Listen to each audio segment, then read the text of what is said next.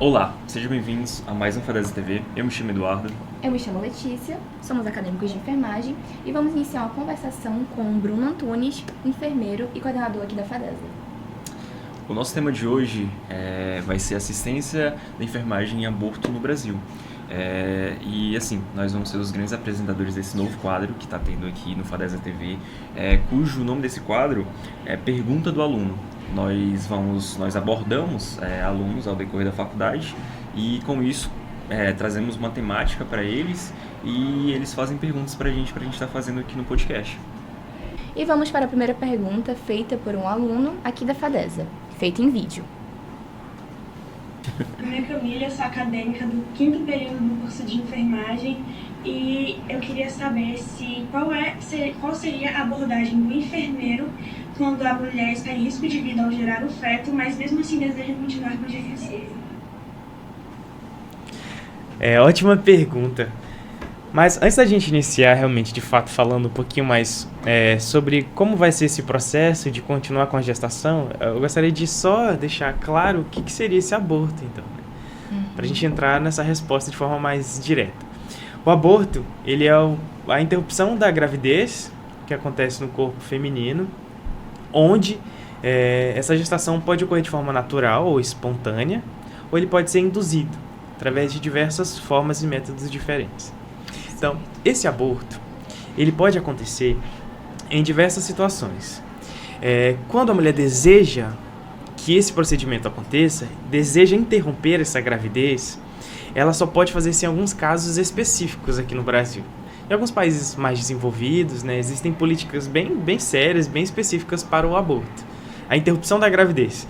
Mas em outros países ainda é uma discussão que vem acontecendo nos meios políticos, nos meios sociais, nos meios acadêmicos. E aqui no Brasil nós temos uma evolução ao longo do tempo. Antigamente era considerado crime hediondo, a gente não podia falar sobre isso, qualquer tipo de aborto era considerado crime no Brasil. Até que mais ou menos em 1940, os direitos feministas, principalmente os direitos liderados pelo movimento feminista, promoveu essa defesa do corpo feminino, dizendo que elas poderiam optar pela forma de contracepção, poderiam ter direitos de interromper a gravidez e uma série de outros assuntos. Só que aí, a partir de 1940, mais ou menos, nós tivemos uma nova legislação que permitiu que esse aborto acontecesse em alguns casos específicos. Que casos seriam esses? Em caso de essa mulher viver uma violência, uma situação de estupro, por exemplo. Então, nesse momento, é possível fazer a interrupção da gravidez. O outro momento seria em que essa mulher estivesse em risco de vida.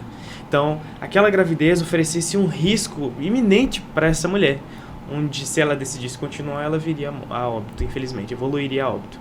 E, no último caso, esse bebê, esse feto, ser anencéfalo, que é quando ele não tem o desenvolvimento do encéfalo, toda essa estrutura cerebral que é tão importante para a gente amar, escolher, pensar, decidir. Então, nesses 3 casos, é possível o aborto. Vamos supor que essa mulher estava inclusa em um desses 3 casos, onde é impossível interromper a gravidez. Mas mesmo assim, ela decide manter essa gestação, mesmo oferecendo um risco para a sua vida. Aí nós entramos de fato na questão de o enfermeiro, o profissional responsável tecnicamente, cientificamente, para lidar com essa situação. Então, nosso código de ética profissional, que são as nossas regras para poder trabalhar, elas dizem o seguinte: olha, nós não podemos fazer algo de forma negligente, de forma imperita ou de forma que possa causar algum dano a essa pessoa. De forma desleixada, de forma que eu não tenho conhecimento ou me sinta seguro o suficiente para fazer isso, chamado de negligência, imprudência e imperícia. Ele fala que eu não posso agir dessa forma. Então eu preciso saber quais são os riscos que essa mulher está correndo. E aí, quando eu consigo explicar para essa mulher, para essa gestante, o risco que ela corre em manter aquela gravidez, aí é uma escolha dela. Então, mesmo que a mulher escolha manter a gravidez, eu, enquanto enfermeiro, preciso ter esse conhecimento científico para dizer, olha, os riscos para o seu corpo, para a sua vida, são esses. Você pode sofrer um aborto, e esse aborto ele pode ser espontâneo, dada determinada condição. Esse bebê, a continuidade desse bebê pode gerar riscos à sua vida, por esse motivo. Só que assim, cara, não dá pra falar de forma assim ela tem que manter essa gestação apenas nesses casos. Uhum. Ela não pode manter a gestação apenas nesses casos, porque os corpos são diferentes. Sim, sim. E eu vou trazer um tema bem polêmico falando nesse assunto, mas, por exemplo, existem corpos que não têm maturidade para sustentar uma gestação. Nós tivemos muitos casos recentes aí na mídia de meninas menores de idade, vulneráveis, que conceberam uma gestação. Isso foi uma discussão nacional. Ela deve ou não deve manter uma gestação? Uma menina com 9 anos de idade. Sim. O corpo não tem maturidade fisiológica para aguentar essa gestação. E aí você fala, a justiça decidiu manter. Uhum. A justiça decidiu manter uma gestação. Olha quantas pessoas estão envolvidas nesse processo de decisão se mantém ou não mantém uma gestação. Né? E a gente pensa assim, né? Existe um discurso que diz, meu corpo, minhas regras, mas até que ponto isso é verdade, isso é válido? Né? Até que ponto é possível decidir? Então eu, quanto enfermeiro, só posso orientar. Olha, os riscos são esses. A sua vida corre risco se manter essa gestação e nessa situação, mas para o que for necessário e caber a nós estaremos lá para poder apoiar. Sim, sim. Professor, complexa. É muito complexo. Professor, o senhor falou agora um assunto muito polêmico. O aborto em si já é um assunto muito polêmico. Sim. E você falou sobre essa moça, né, que saiu na mídia de 9 anos, desse aborto. Você acha que hoje acontece essas crianças, né, terem essa gestação? Você acha que isso acontece pela falta de conhecimento, pela falta de conversa entre os pais, até mesmo entre os pais, nas escolas, essa falta de educação sexual? Sim, isso é verdade. Existem estudos que falam que, principalmente o desenvolvimento de gestação, em fase prematura, adolescência, vida infantil, em alguns casos, acontece exatamente por baixa escolaridade, baixa renda e vulnerabilidade social. Então, uma coisa fatores, né? São os principais fatores. Isso está ligado, infelizmente. Sim. A gente percebe hoje em dia que existem mapeamentos aí que trazem esses dados, né? O principal grupo que sofre o aborto ou induz o aborto está na faixa de 20 a 24 anos, que é uma fase até de um certo desenvolvimento, mas ainda não é o suficiente, né? Geralmente vem instabilidade financeira, geralmente vem relacionamentos que estão amadurecendo, então é uma fase da vida em que é possível planejar um pouco mais essa gestação. Sim, sim. Então, algo que o senhor falou, né, que envolve muito também sobre a educação sexual, mas não só a educação sexual em si, envolve também a econômica também, né, a vida econômica dessa pessoa. Creio que também a localização geográfica dessa pessoa, tipo, não tem como mensurar uma criança que nasceu em uma periferia e uma criança que nasceu em... As oportunidades aqui mudam, na verdade, né? Exatamente. São oportunidades diferentes. Às vezes a gente tem mais acesso à informação, mas mesmo assim comete tem algumas atitudes erradas, né? É justamente essa questão que você falou sobre escolaridade. O acesso é diferente. Sim. Então, logo, você ter mais informações, né? Se você tem uma escolaridade melhor. Se você não tem, infelizmente, os erros são mais suscetíveis, né? É verdade. Estamos mais vulneráveis. A realidade é essa, mas sim. Tá? A vulnerabilidade social é o principal fator para a maioria das mazelas que nós temos, porque depende de saneamento, depende de educação, depende de incentivo, depende de oportunidades, portas se abrirem, né? Então, infelizmente. E também tem aquela questão da educação sexual. Da educação sexual. Tá. É divertido assim quando tem essas coisas assim, tá vendo? Natural, normal. Também tem aquela questão da educação sexual ser um tabu, né? Ser um tabu gigantesco. Então, muitos pais não gostam que abordem com os filhos deles por achar que vai induzir a isso. É verdade. Mas isso vai ajudar, porque vai prevenir toda essa situação. Vai prevenir o aborto, vai prevenir as mortes, né, iminentes do aborto. Então, previne muita coisa. As DSTs, como o meu colega aqui falou, então, previne muita coisa. É verdade. Educação é a porta inicial para qualquer coisa, gente. É a porta de entrada para evitar tudo isso.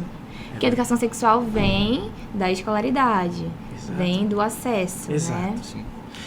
Só para a gente abrir nesse espaço de discussão, a educação sexual ela vem como uma oportunidade para as pessoas. Tá, ela não ensina as pessoas a praticarem o sexo, a descobrirem, iniciarem a vida no sexo.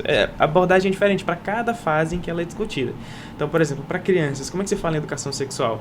Olha, o seu corpo, ele é seu, ele não pode ser tocado em todas as partes, ele não pode ser acariciado de todas as formas. Você não precisa fazer aquilo que você não tem vontade. Então, a educação sexual ela vem para ampliar a segurança, para abrir aquele ambiente seguro para criança, para que ela se sinta confortável na presença de algumas pessoas, para que ela denuncie abusos, para que ela denuncie desconfortos. Então, a importância da educação sexual está aí. Aí, quando vai passando, né, fases diferentes da vida, adolescência, adulta, a abordagem muda, claro. Sim, então, chega na adolescência, olha, a gente já sabe que você já está na fase em que a maioria das pessoas está iniciando a vida sexual, então, olha, precisa ter esse cuidado, pensar nisso, desenvolver mais maturidade para ter um relacionamento mais a fundo. E quando se é adulto, né, a gente continua trabalhando do mesmo jeito, porque adulto tem que ensinar também do mesmo jeito.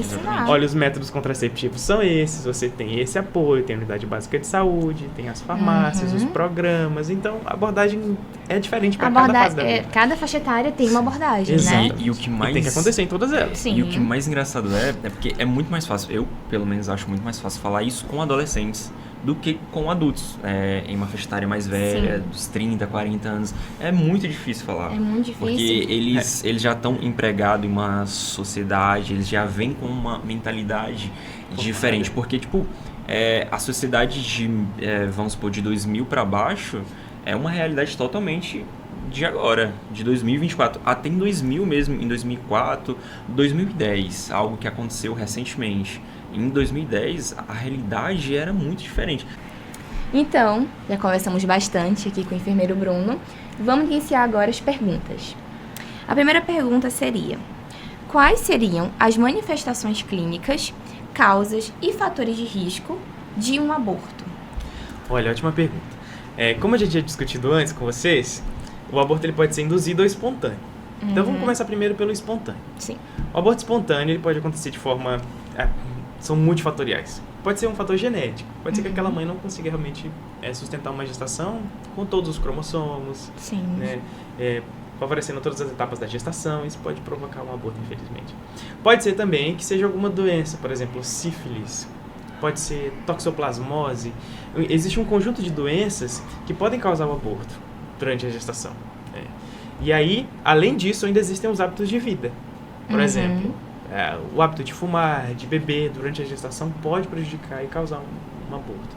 Sim. Doenças muito comuns são a hipertensão. A gente chama de eclâmpsia, né? Que é o desenvolvimento dessa pressão arterial desequilibrada no momento da gestação. Então isso pode provocar um aborto também. Diabetes gestacional também é um outro fator muito reincidente no Brasil, que pode promover um aborto espontâneo. Então, os casos são multifatoriais, hábitos de vida, doenças, condições genéticas, sem falar, claro, acidentes, né, gente, que infelizmente podem acontecer. Às vezes pode acontecer um aborto espontâneo, a gente nem descobre a verdadeira causa daquele aborto. Sim. Mas os de forma induzida aí são mais, eu diria que criminosos. Inclusive, existe pena para quem pratica e para quem é submetido a esse processo. Sim. Se a mãe tem conhecimento de que está realizando aquele procedimento nela, ela decide fazer por isso, ela também vai ser responsabilizada penalmente. Ela está ciente, né? Se ela estiver ciente, ela também é responsabilizada penalmente. Então, para o profissional e para a mulher, para a gestante, naquele momento em que o aborto induzido ele é provocado, eles podem responder penalmente por isso.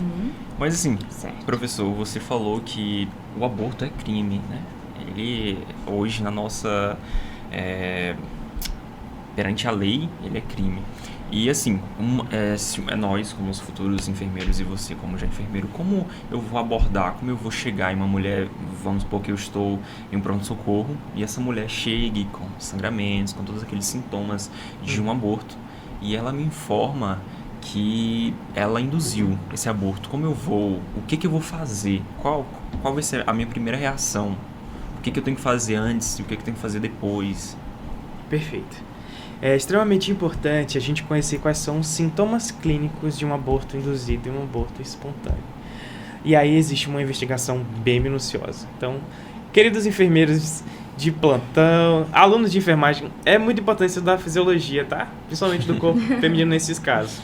Porque um aborto, ele vai provocar uma série de sintomas. e sinais que podem ser identificados ainda ali no exame físico, na anamnese. Então, a primeira coisa, onde é que eu estou recebendo? Você me deu o exemplo do pronto-socorro. Mas essa pessoa pode procurar um outro serviço de saúde. Tá? Ela pode, talvez, ser acolhida dentro de um postinho de saúde, que é o que tem mais perto ali naquele momento. Sim. Então, depende de onde é esse cenário, onde eu estou abordando essa mulher. Vamos supor que seja um pronto-socorro. Geralmente, quando a gente tem um problema de saúde, a gente vai direto no pronto-socorro, né? Sim. O pronto-socorro, ele é um local onde o atendimento tem que ser rápido. Sim. E aí o enfermeiro, ele precisa, primeiramente, identificar esse sangramento, porque se há sangramento, e se esse sangramento ele é considerável, ele é arterial, ele já ele precisa passar por uma classificação. Então, eu já vou fazer primeiro aquela leitura inicial do meu paciente para poder classificar, para saber se ele vai ser atendido agora ou depois.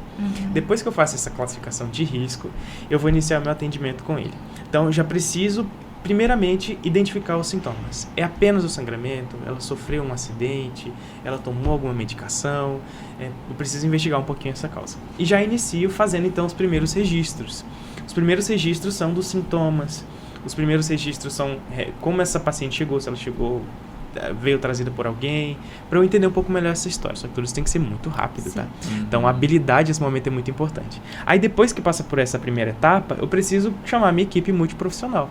Eu preciso convocar ali a minha equipe, o médico, principalmente um obstetra, se tiver naquela região, um ginecologista, para a gente poder tratar dessa causa em si. E aí, o que eu, enfermeiro, faço?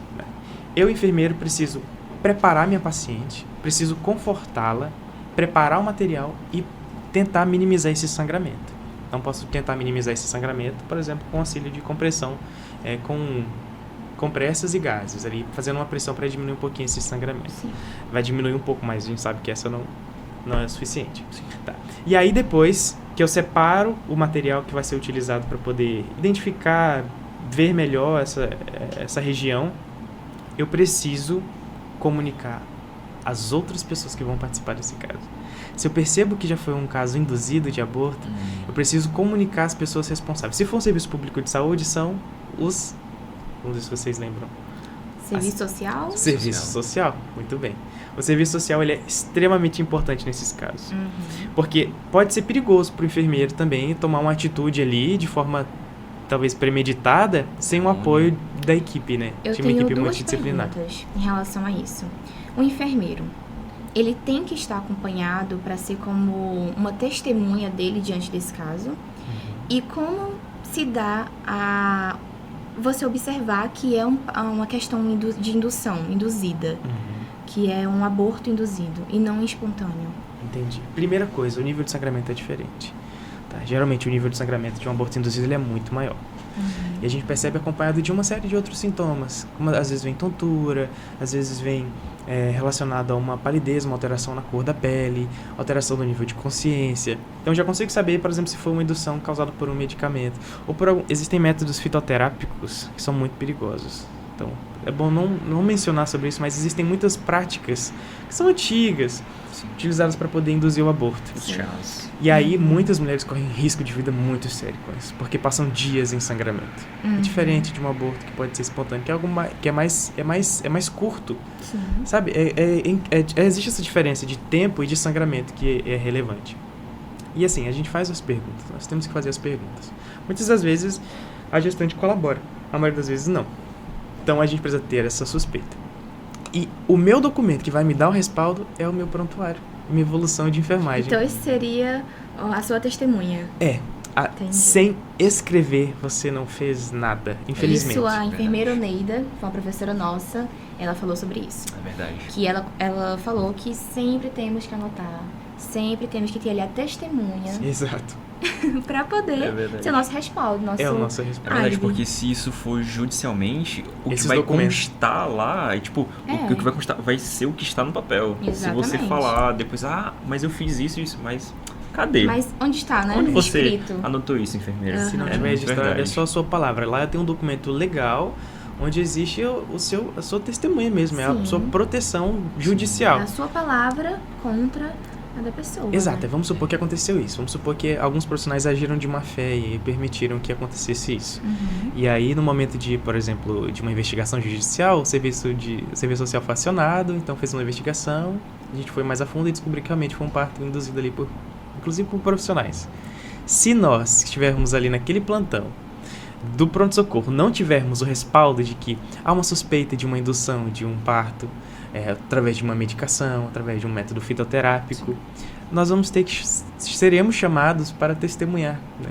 E se a gente estiver em silêncio e omissão, seremos então cúmplices. Então é muito delicado. Registrem, façam as investigações de vocês, se apoiem no conhecimento de vocês e mantenham-se seguros. Entrando aí nessa questão de ética e tudo mais, o que o Corém fala sobre o aborto?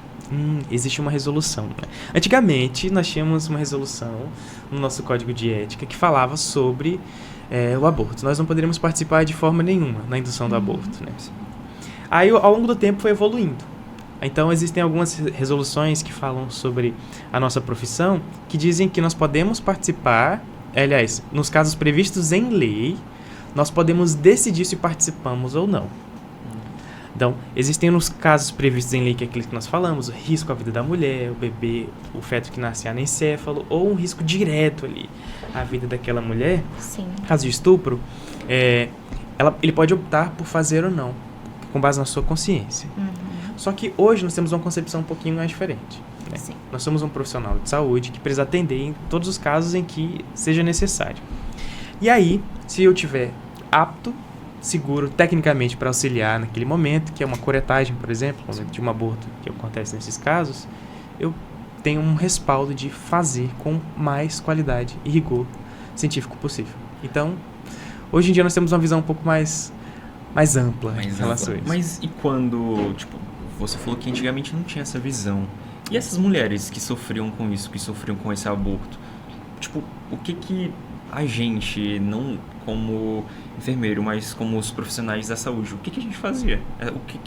A gente cuidava dos sintomas, né? A gente cuidava dos sangramentos, a gente auxiliava quando ela apresentava outros sintomas. Então, nós fazíamos o cuidado dos sintomas. E ainda dentro dessa questão, ao longo da história, a gente fala que o aborto ele ganhou um espaço, né, de discussão. Sim. Teve mudanças, várias opiniões, até hoje em dia. Sempre foi assim? Sempre teve esse auxílio do enfermeiro? Sempre pôde ter esse auxílio do enfermeiro? Ou não? Não, infelizmente não. Era considerado um crime realmente, e participar dele em qualquer momento era punível, né? Mas, ao longo do tempo, a gente foi trazendo essa discussão e as mulheres foram participando um pouco mais dessa discussão. Ampliando esse espaço, nós não podemos fazer, não podíamos fazer nesse determinado momento do tempo, mas a partir de agora o cenário mudou um pouco, as leis mudaram. Então, se é possível fazer o aborto sem cometer um crime, que são esses 3 casos, o aborto ele é crime. Sim. Ele só não é nesses casos. Então, nesses casos, a gente fica discutindo, né? Descriminalização do aborto, que é exatamente para ele deixar de ser um crime. Sim. Mas ele é crime no Brasil. Mas existem 3 casos em que ele não é, ele pode ser realizado. E aí, dentro dessa possibilidade, eu preciso ter os profissionais de saúde podendo atuar. Se a lei prevê que pode fazer, nesses casos, nós temos que ter enfermeiros que auxiliem durante esse processo. E a gente participa também desses momentos. Então, hoje em dia, realmente, de fato, nós podemos participar assim, de uma forma segura, técnica, de uma forma em que a gente consiga prestar o cuidado para aquela gestante naquele momento. E professor, e hoje? Sabemos que no Brasil ainda é crime e só tem essas 3, como eu posso falar, essas 3 portas de fuga para ter esse aborto. O que você acha se o Brasil hoje adotasse uma política de não, hoje o aborto não vai ser mais crime, hoje o aborto vai ser legalizado? Como você acha? Porque hoje sabemos que países de primeiro mundo tem vários, tem exemplos de vários países aí que já tem esse aborto de forma normal, eles já abordam de forma tem um controle maior, tem um controle maior. Como você acha que o Brasil se daria a essa nova lei? Olha, então, descriminalização do aborto, tema bem polêmico. Eu vou dizer o que é a realidade da saúde no mundo e no Brasil. A realidade do mundo, né, nós temos polos bem diferentes, países mais desenvolvidos e menos desenvolvidos. Sim. O aborto ele é legalizado, ele é descriminalizado em alguns países mais desenvolvidos, de primeiro mundo, como você colocou. Sim. E aí, nesses casos, o que acontece? Existe um controle maior do aborto. Por quê?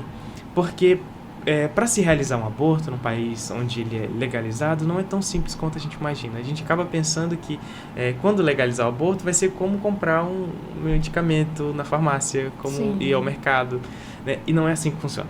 Existe uma série de acompanhamento e etapas que a gestante e ou acompanhante passam naquele momento. Então existe apoio técnico, apoio psicológico, existe uma série de análise social para que então aconteça aquela interrupção da gravidez. Até chegar lá, você investe muito dinheiro, porque não é algo que a gente poderia ofertar no SUS de forma assim, como a gente oferta medicamentos para pressão, né? É diferente. Então, até chegar, na maioria das pessoas, é preciso investimento financeiro.